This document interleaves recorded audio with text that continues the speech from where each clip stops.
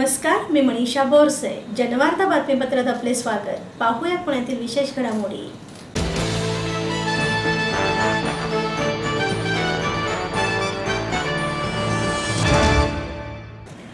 शरद पवार यांच्या 75व्या वाढदिवसानिमित्त राष्ट्रवादी काँग्रेसच्या वतीने अमृत महोत्सवी कृतज्ञता सोहळ्याचे आयोजन करण्यात आले होते.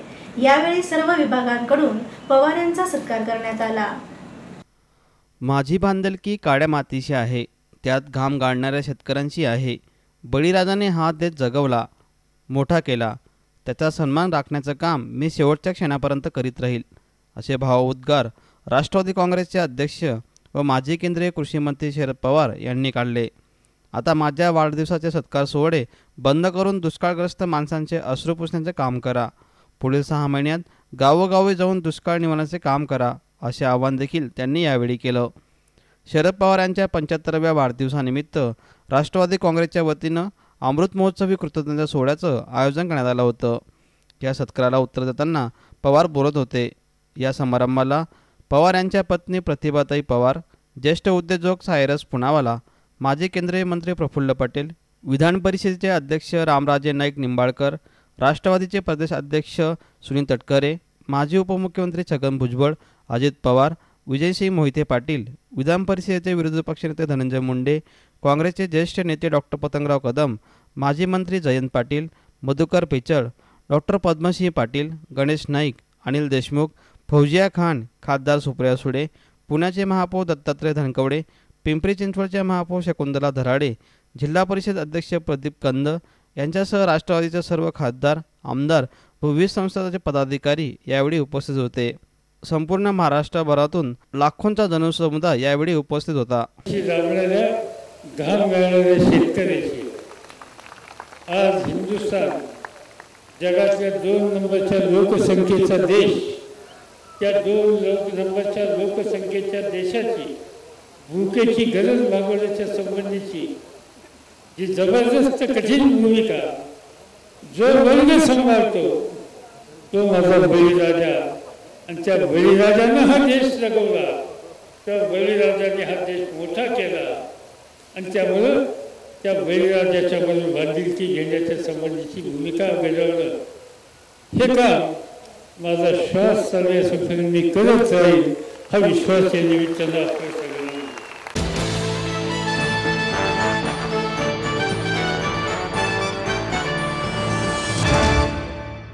12व्या पुलोत्सवात अभिनेता दिलीप प्रभावळकर यांना रवी परांजपे यांच्या हस्ते पुलस्मृती पुरस्कार प्रदान करण्यात आला. हसायला कधी कधी लागलो माहीतच नाही, पण पुलंच्या पुस्तकामुळं विनोद कळू लागला. त्यांचा प्रभाव आजही कायम आहे. पुलं माझ्या आयुष्याचा एक भाग बनून राहिले होते, अशी भावना ज्येष्ठ अभिनेते दिलीप प्रभावळकर यांनी व्यक्त केली. आशय सांस्कृतिक व स्क्वेअर वन इव्हेंट्स मीडियातर्फे पुलोत्सव तपपूर्ती सोहळ्यात प्रभावळकर यांना ज्येष्ठ चित्रकार रवी परांजपे यांच्या हस्ते पुलस्मृती सन्मान प्रदान करण्यात आला. प्रसिद्ध उद्योजक राजेश गोयल, आशयचे सतीश जकातदार, वीरेंद्र चित्राव, स्क्वेअर बनचे नयनीश देशपांडे, मयूर वैद्य आदी यावेळी उपस्थित होते. प्रसिद्ध निवेदक अरुण नोलरकर यांनी घेतलेल्या मुलाखतीतून प्रभावळकरांचा प्रवास सर्वांसमोर जिवंत झाला. यावेळी त्यांनी आपल्या अनुभव कथन केलं. अभिनयातले किंवा लेखक म्हणून यांचं महत्त्व नाही. आपल्याकडे एक सांस्कृतिक रेनेसान्स ज्याला म्हणतो आपण, तसा ह्या कार्यक्रमापासून जर का सुरू करायचा झाला तर ह्या 2 व्यक्तींना धरूनच आपल्याला पुढे काहीतरी वाटचाल करावी लागेल. पुलंचा उल्लेख करता वेळी मला ते नुसते पुलं आठवत नाही, मला भीमसेनजी आठवतात, मला कुमारजी आठवतात, मला मल्लिकार्जुन मनसूर आठवतात, मला चित्रकलेतले नासी बेंद्रे आठवतात, माधव सातवळेकर आठवतात, एस.एन. पंडित आठवतात, आणि लेखक, कलावंत, कवी यांच्याविषयी तर अनेक नावं नजरेसमोर येतात. तर हा सगळा माहोल या थोर मंडळीने जो निर्माण केला तो चिरंतन राहायला पाहिजे असं माझं मत आहे. आणि त्यासाठी हा जो पुरोत्सव प्रतिवर्षी साजरा होतो त्याच्यातून एक रेनेसान्सची प्रक्रिया सुरू व्हायला पाहिजे की सर्वच कलांच्या मध्ये समाज रोजसाठी. त्याच्यामुळे मला माझं डोक्याचं माप पण माहीत झालं होतं, म्हणजे कधी फिट होते कधी.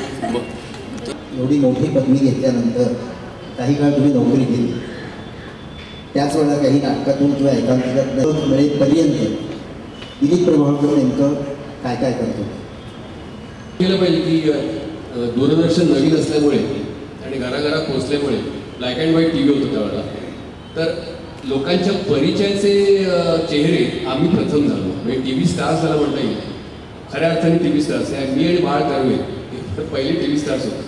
त्याच्यामुळे अमराठी लोकसुद्धा टी व्ही बघायचे, तर दुसरा चॉईस नव्हता. म्हणजे एकच सिरियल होती, एकच चॅनल होता. तर आम्ही ही जीवनराव सिरियल खूप पॉप्युलर झाली होती. तर त्याच्या आधी मी बरंच काही करत होतो, पण घराघरात पोचलो, मला एक चेहरा मिळाला, इमेज मिळाली, प्रतिमा मिळाली, पॉप्युलरिटी मिळाली. हे जीवनराव एवढं कबूल केलं पाहिजे. पण बरंच काही करून बघतो मी मूळचा स्टेजचा, म्हणजे नाटकातला हे. आणि जीवनरावमुळे या माध्यमामुळे मी घराघरात पोहोचलो. त्याला निमित्त कोण झालं? ॲक्च्युली माझा थोडासा उलटा प्रवास असा झाला की मी या आमच्या कॉलनी आणि कॉलेजच्या बाहेर पहिल्यांदा नाटक जे केलं ते एका मोठ्या प्रायोगिक संस्थेचं राज्यनाट्य स्पर्धेत नाटक केलं. रंगायन नावाची खूप अशी दबदबा असलेली संस्था होती आणि नेतृत्व त्याचं विजय मेहतांकडे होतं. विजय तेंडुलकर, माधव वाटले वगैरे अशी मंडळी होती. आणि त्यांनी मला एका रोलसाठी बोलवलं. त्याच्यामुळे या प्रायोगिक संस्थेमध्ये मी तेंडुलकरांचं नाटक केलं, लोक नसावा ही विनंती म्हणून. तिथे मधुकर नाईक याची ओळख झाली आणि तो मला म्हणाला की तुला बालनाट्यामध्ये काम करायला आवडेल का. म्हणजे मी आधी प्रायोगिक नाटक काम केलं आणि मग बालनाट्यामध्ये आलं. असं बालनाट्यातून सुरुवात नाही केली. तर मग तुम्ही म्हटलं मला काही करायला आवडेल, म्हणजे काही करायला आवडेल अशीच मनाची स्थिती होती. आणि मग तो मला मतकरींकडे घेऊन गेला. आणि मला असं वाटतं की मतकरींकडे बरंच काही घडलं माझ्या बाबतीत. म्हणजे एक नट म्हणून एक घडण्याची प्रक्रिया जी असते ती एक प्रोसेस ऑफ फाइंडिंग युअरसेल्फ, ती स्वतःला शोधण्याची प्रक्रिया ही मतकरींकडे जाईल. त्याला निमित्त ठरला मधुकर नाही, तर तो तिकडे काम करायचा लोकसा माझ्याबरोबर. आणि तो इथे पण त्याचा ऑलमोस्ट पार्टनर होता रत्नाकर मतकरींचा. त्याच्यामुळे ते मला तिकडे घेऊन गेले. तिकडे मात्र मला खूपच व्हरायटी ऑफ रोल्स करायला मिळाले. आणि मी असे असे रोल्स करू शकतो, मी असा असा आवाज वेगळा बदलू शकतो, या तऱ्हेने वेगळा दिसू शकतो, हा कॉन्फिडन्स, हा आत्मविश्वास मला मतकरींकडल्या नाटकांमध्ये मिळाला. तिकडे मी 6 बालनाट्य केली, 6 प्रौढांची नाटके.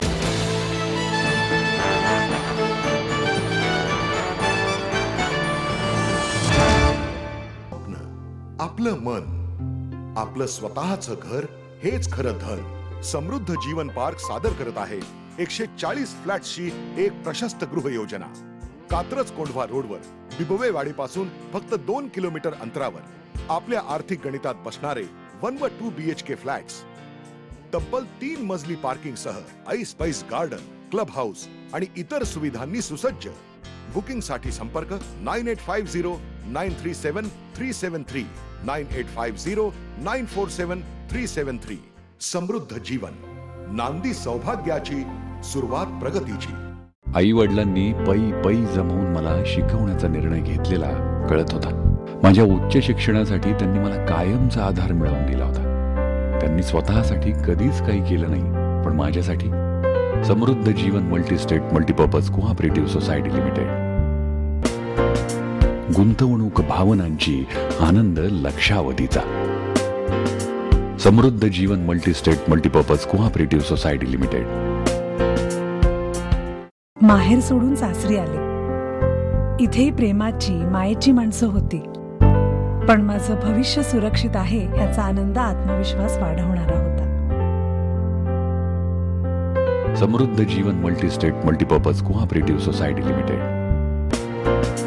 गुंतवणूक भावनांची, आनंद लक्षावधीचा. Samruddha Jeevan multistate multipurpose cooperative society limited.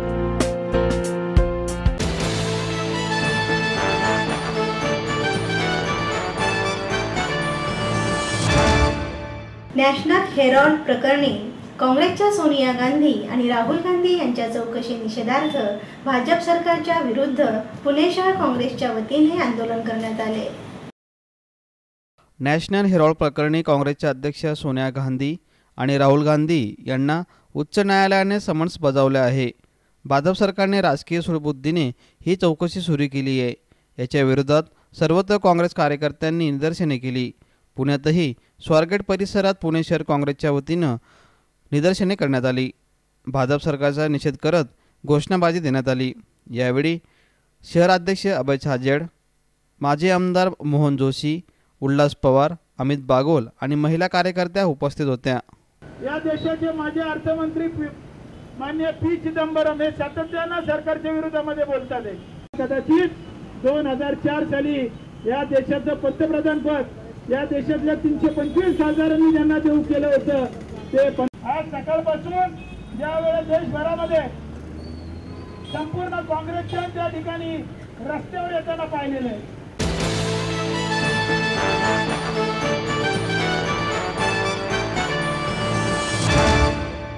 रंगदर्शन सभागृहात एक गाव होतं या पुस्तकाचे प्रकाशन शिवशाहीर बाबासाहेब पुरंदरे यांच्या हस्ते करण्यात आले. इतिहासातून व्यक्तींना बऱ्याच गोष्टींचा लाभ होत असतो. त्याचा परिणाम समाजात व इतरांमध्ये ते आपले प्रभाव व्यक्तिशः टाकू शकतात. त्यामुळे समाजाला नवी दिशा मिळते.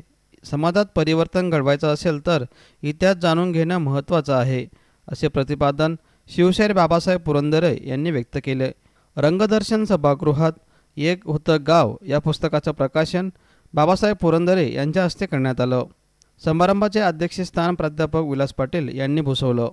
प्रमुख पाहुणे म्हणून डॉक्टर अनिल अवचट, लेखक सुधाकर घोडेकर यांच्यासह आदी मान्यवर या ठिकाणी उपस्थित होते.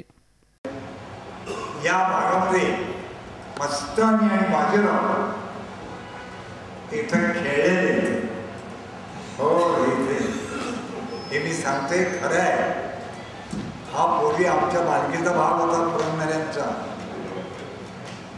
आणि तो इसवी सन 1955 पर्यंत आमच्या ताब्यात आहे. 1955 एक बहुतेक आपल्या सर्व लोकांनी साल पाहिलेला आहे. तोपर्यंत आम्ही इथे मालक होतो. आमचा इथे एक महाल आहे पाठीमागे, बरोबर इथे शेजारीच आहे. मस्तानी तिथं राहत होती 6 वर्ष. तारीख 10 जानेवारी 1729 इथपासून 1735 पर्यंत तिथे राहिली.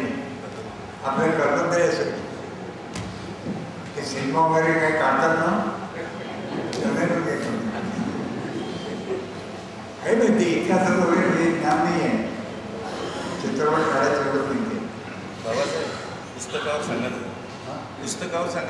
तक्रार मी जर विस्ताराने सांगितली की इतिहास आम्हाला माहीत नाही आणि इतिहास माहीत नसल्यानंतर काय काय होतं ते सध्या तुम्ही आम्ही उपभोगतो आहोत.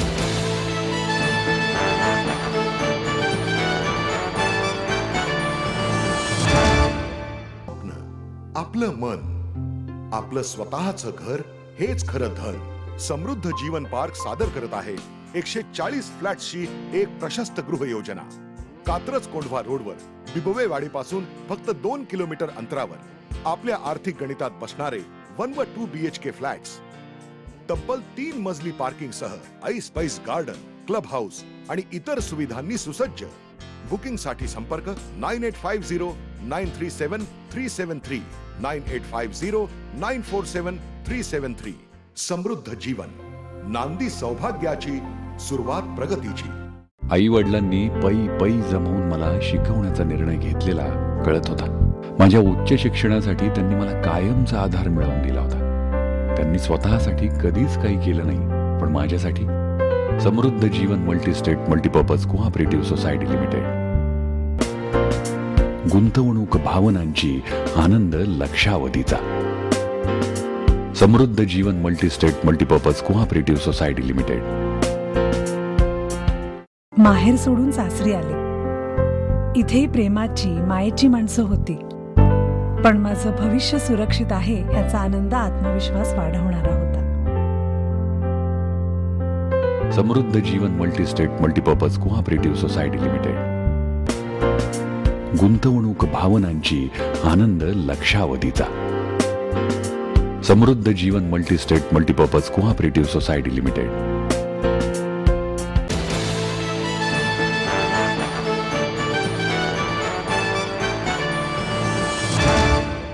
डॉक्टर आप्पासाहेब पेंडसे यांच्या जन्मशताब्दी निमित्त भारत 2050 विश्वसत्ता या परिसंवाद कार्यक्रमाचे आयोजन करण्यात आले होते.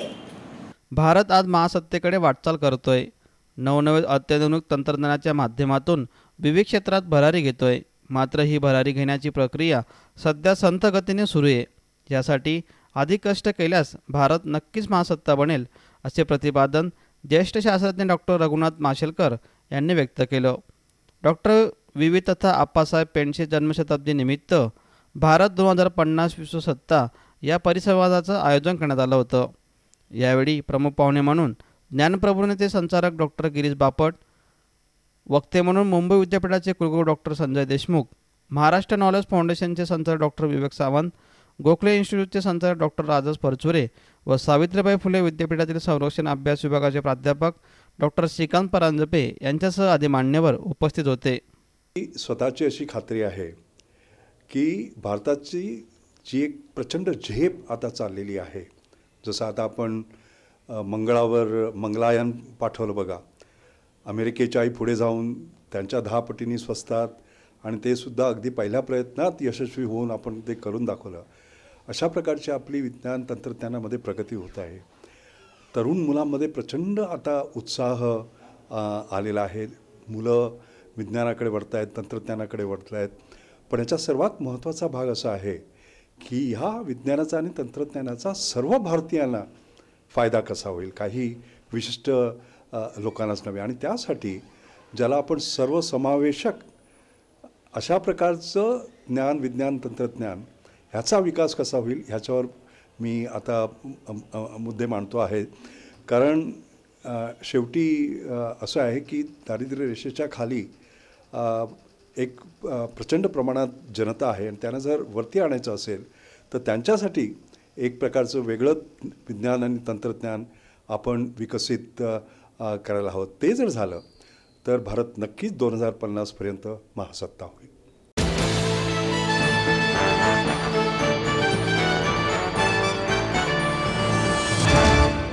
संजय नहार आणि प्रशांत तळणीकर लिखित बॉन्डिंग विथ काश्मीर द सरहद स्टोरी या पुस्तकाचे प्रकाशन डॉक्टर हिना भट यांच्या हस्ते करण्यात आले.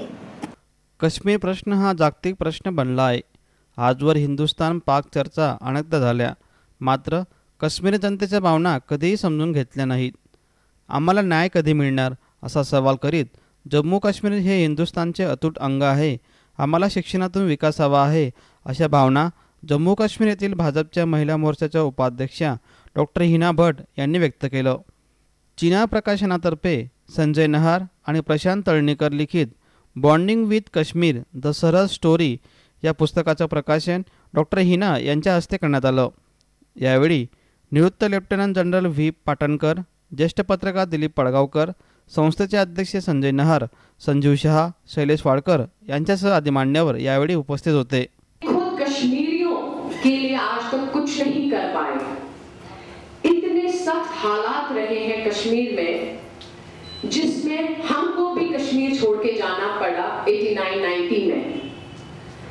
मेरे फादर तब मेंबर पार्लियामेंट थे और हम निकल गए थे वहां से. घर जला दिया था, बॉम्ब ब्लास्ट हो गया था, बहुत सारे अटैक हो गए थे घर पे. तो हमारा वहां रहना उचित नहीं था. छोटे थे हम, कहीं भी गली में से निकल जाते थे. एक थ्रेट था, वो थ्रेट हमें कश्मीर से दूर कर दिया. वैसे ही जो खुद हम कश्मीर में आज की तारीख में देखते आए हैं कि जो कश्मीरियों पे गुजरी, चाहे वो कश्मीरी पंडित हो, कश्मीरी मुसलमान हो, लेकिन कश्मीर का मुद्दा एक वो इंडिया पाकिस्तान ग्लोबली इंटरनेशनली एक मुद्दा उठाया जाता है, बातचीत की जाती है. लेकिन किसी ने भी आज तक ये जाके नहीं देखा कि इसमें जो कश्मीरी है, इंसान है, पॉलिटिकल मुद्दे छोड़ के, रिलीजियस मुद्दे छोड़ के उन पे क्या बीत रही है। सारे मिलिटेंट थे, सारे आर्मी के साइड थे, सारे सियासत के साथ थे, लेकिन थे तो इंसान जिन पे गुजर रही थी। कोई मिलिटेंट था जिसकी वो अभी भी हम सदियों में उसको अचने आ रही है। इसके पिताजी मिलिटेंट थे, इसके ताऊ मिलिटेंट थे, जिसको अभी भी वहां पे पासपोर्ट नहीं मिल पाता है। जो कश्मीरी पंडित बच्चा बाहर पढ़ने चला जाता है, उसको माइग्रेंट की तरह, हाय बेचारे आप लोग वहां से इतने जुल्म देख के निकल गए। कश्मीरी मुसलमान बच्चा जब बाहर पढ़ता है तो उसको आतंकवादी की नजर से देखा जाता है।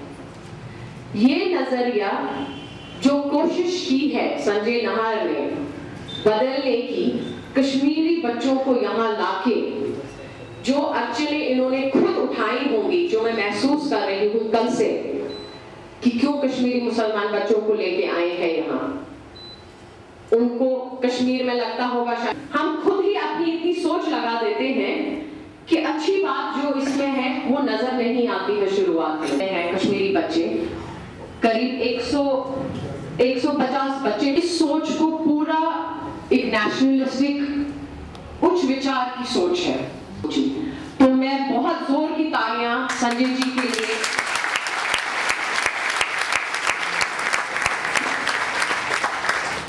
एक इमोशनल बॉन्डिंग जो इनकी है बच्चों के साथ और बच्चों की इनके साथ, वो मुझे अभी नजर आया जब मिसेस नाहर खांस रही थी तो यहाँ से वो लड़का इनको शायद पानी देने के लिए, बाहर लेने के लिए निकला। वो इमोशनल बॉन्डिंग मैंने महसूस की।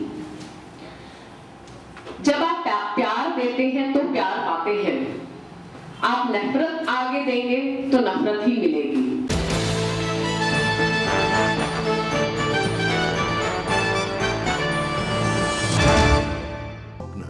आपलं मन, आपलं स्वतःचं घर हेच खरं धन. समृद्ध जीवन पार्क सादर करत आहे 140 फ्लॅट्सची एक प्रशस्त गृह योजना. कात्रज कोंढवा रोडवर बिबवेवाडीपासून फक्त 2 किलोमीटर अंतरावर आपल्या आर्थिक गणितात बसणारे 1 व 2 BHK फ्लॅट्स. तब्बल 3 मजली पार्किंग सह ऐस पैस गार्डन, क्लब हाऊस आणि इतर सुविधांनी सुसज्ज. बुकिंग साठी संपर्क 9850937373 9850947373. समृद्ध जीवन, नांदी सौभाग्याची, सुरुवात प्रगतीची. आई वडिलांनी पै पै जमवून मला शिकवण्याचा निर्णय घेतलेला कळत होता. माझ्या उच्च शिक्षणासाठी त्यांनी मला कायमचा आधार मिळवून दिला होता. त्यांनी स्वतःसाठी कधीच काही केलं नाही, पण माझ्यासाठी Samruddha Jeevan multistate multipurpose cooperative society limited. गुंतवणूक भावनांची, आनंद लक्षावधीचा. Samruddha Jeevan multistate multipurpose cooperative society limited. माहेर सोडून सासरी आले. इथेही प्रेमाची, मायेची माणसं होती, पण माझं भविष्य सुरक्षित आहे ह्याचा आनंद, आत्मविश्वास वाढवणारा होता. Samruddha Jeevan multistate multipurpose cooperative society limited. गुंतवणूक भावनांची, आनंद लक्षावधीचा. Samruddha Jeevan multistate multipurpose cooperative society limited.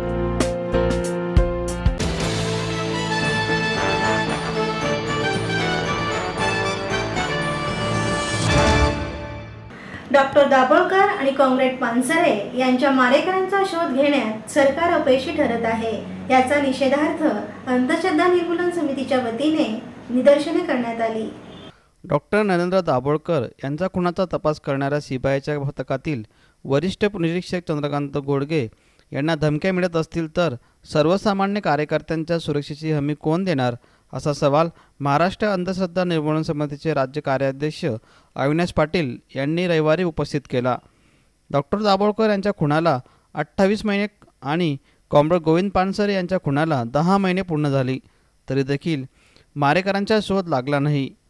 त्याच्या निषेधार्थ अनितच्या वतीने महर्षी विठ्ठल रामजीव पुलावर निदर्शने करण्यात आली. यावेळी हमीद दाभोळकर, मिलिंद देशमुख, नंदिनी जाधव, शहाजी भोसले, श्रीपाद ललवाणी, दीपक गिरमे यांच्यासह अनेक कार्यकर्ते या ठिकाणी उपस्थित होते. याची चर्चा व्हावी याच्यासाठी अनिसेची शिष्टमंडळ दोन्ही ठिकाणी धडकून आली. दोन्ही ठिकाणच्या विरोधी पक्ष नेत्यांनी आम्हाला याचं आश्वासन दिलं होतं की याच्याविषयी चर्चा केली जाईल. राज्यसभेमध्ये तर अत्यंत गंभीर प्रकार दिशाभूल करण्याचा घडलेला आहे की या तिन्ही खुनांच्यामध्ये साम्य नाही असं गृहराज्यमंत्री रिजिजू म्हणाले आणि प्रत्यक्षामध्ये असंख्य पुरावे या तिन्ही खुनांच्यामधल्या साम्यस्थळांचे आहेत. त्यांचं विधान मागं घेण्यासाठी देखील कुणीही प्रयत्न केलेले दिसत नाहीत. हे सगळं घडत असताना CBIच्या अधिकाऱ्याला धमकी येते आणि खंडणी त्याच्याकडे मागितली जाते. या देशातल्या सर्वोच्च तपास यंत्रणेचं जे काही हास्य झालेलं आहे या तपासामध्ये हे पुरे नाही की काय, असे एक अत्यंत उद्वेग वाटावा अशी ही घटना आहे. जी CBI इंडोनेशियामध्ये जाऊन छोटा राजनला पकडू शकते ती या पुण्यामध्ये खून झालेल्या दाभोळकरांच्या मारेकऱ्यांना पकडू शकत नाही. याच्यावरती लोकांचा विश्वास बसणं अवघड आहे. असं असलं तरी अनिसेचे कार्यकर्ते 28 महिने सातत्यानं सनदशीर मार्गानं हा निषेधाचा जागर करत राहिलेले आहेत आणि तो तशाच पद्धतीनं येत्या कालखंडात आम्ही करत राहू. अपेक्षा अशी आहे महाराष्ट्राच्या मुख्यमंत्र्यांकडून आणि केंद्रातल्या पंतप्रधानांकडून की लवकरात लवकर दाभोळकर, पानसरे आणि कलबुर्गींचे मारेकरी पकडले जावेत. न्यायालयाच्या देखरेखीखाली हा तपास चाललेला आहे. अशा स्वरूपाच्या आणखीन हत्या समाजामध्ये होऊ नयेत आणि लोकशाहीला मोकळा श्वास घेता यावा याच्यासाठी त्यांच्यासोबतच्या सहकारी कार्यकर्त्यांच्या कामाचं पण एक पावती आहे. पण दुसऱ्या बाजूला त्या विचारामध्ये जे काही ताकद आहे त्या विचारामधलं त्याचं जे अधिष्ठान आहे की जे असं म्हणतो की जगामध्ये आत्तापर्यंतच्या मानवी विकासामध्ये विजय हा सत्याचा झालेला आहे आणि सत्य हे विवेकी असतं. सत्य हे अविवेकी कधीही नसतं. पण त्या विवेकी सत्याचा विजय करण्यासाठी पण संघटित आणि सामूहिक बळ लोकशाहीमध्ये उभं करावं लागतं. तरच त्या सत्याचा विजय होण्याची शक्यता आपल्या दृष्टीपथात येते आणि ते काम अधिक जोरकसपणे, जोमाने, न थकता, न घाबरता आपण सगळे सहकारी आज महाराष्ट्रात करतो आहोत. महाराष्ट्राबाहेर आपले काही मित्र करतायत. हे दिवसेंदिवस पुढे जाणारं काम आहे, द्विगुणित होणारं काम आहे, लोकसहभाग वाढवणारं काम आहे. हे आपल्याला आता समजलेलं आहे आणि आपल्यापेक्षा आपल्या विरोधकांना हे जास्त चांगलं समजलेलं आहे. म्हणून आपल्याला विचाराने विरोध करता येत नाही, वैचारिक प्रतिवाद करता येत नाही, आपल्याला कुठल्याही आघाडीवर नामोहरम करता येत नाही. या अगतिकतेतनं, या नैराश्यातनं, या न्यूनगंडातनं विरोधी विचाराची प्रतिगामी मंडळी ही आता माणसं संपवण्याची आणि माणसं संपवण्यासाठी त्यांना भीती घालण्याचा प्रयत्न करतायत.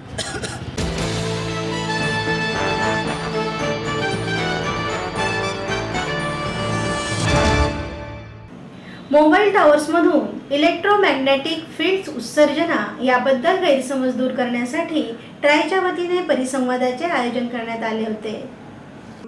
मोबाईल टॉवरमधून निघणाऱ्या इलेक्ट्रोमॅग्नेटिक फील्ड उत्सर्जनातून कोणत्याही मानवाच्या आरोग्याला धोका नसल्याचे टेलिकॉम रेग्युलेटरी ऑथॉरिटी ऑफ इंडियाचे प्रधान सल्लागार सुरेश कुमार गुप्ता यांनी सांगितलं. मोबाईल टॉवरच्या इलेक्ट्रोमॅग्नेटिक फील्ड उत्सर्जनातून निघणाऱ्या उत्सर्जनाबद्दल असणारे गैरसमज आणि समज याबद्दल पुण्यात ट्रायच्या वतीनं परिसंवादाचं आयोजन करण्यात आलं होतं. यावेळी B&C विभागाचे सल्लागार अग्नेश जयसेन, सेबिजेशन मॅथ्यूज यांच्यासह आदी मान्यवर उपस्थित होते. मोबाईल आणि मोबाईल टॉवरमधून निघणाऱ्या इलेक्ट्रोमॅग्नेटिक उत्सर्जनामध्ये एवढी ऊर्जा नसते, त्यामुळे मानवाच्या आरोग्यात धोका पोहोचत नाही. मोबाईलमधून उत्सर्जित होणाऱ्या EMF उत्सर्जनासंदर्भात देशातील नियम कडक आहेत, असंही त्यांनी यावेळी सांगितलं. लोगों को अच्छी मिले मोबाइल कम्युनिकेशन की और सभी कम्युनिकेशन की, ये हमारी रिस्पॉन्सिबिलिटी है. इसके लिए हमें ये पता चला है कि बहुत सारे लोगों को ये जो टावर से रेडिएशन होता है उसके बारे में लोगों को बहुत डर है और हमने बहुत सारी चीज़ें पेपर वगैरह और इंटरनेशनल स्टडीज़ देख के ये निष्कर्ष निकाला है कि इससे कोई नुकसान नहीं होने वाला, क्योंकि ये नॉन आयोनाइजिंग रेडिएशन है और इनका पावर लेवल बहुत कम है. यही सब बताने के लिए कि डिफरेंट कोर्ट्स ने क्या डिसीजन दिए हैं, डिफरेंट स्टडीज़ क्या क्या हैं और ये क्या टेक्नोलॉजी पे काम करता है, हम लोग यहाँ पुणे में आए थे. लोगों ने बहुत बढ़ चढ़ के इसमें हिस्सा लिया और सवाल पूछे और सभी सवालों का जवाब हमने देने की कोशिश की. हमें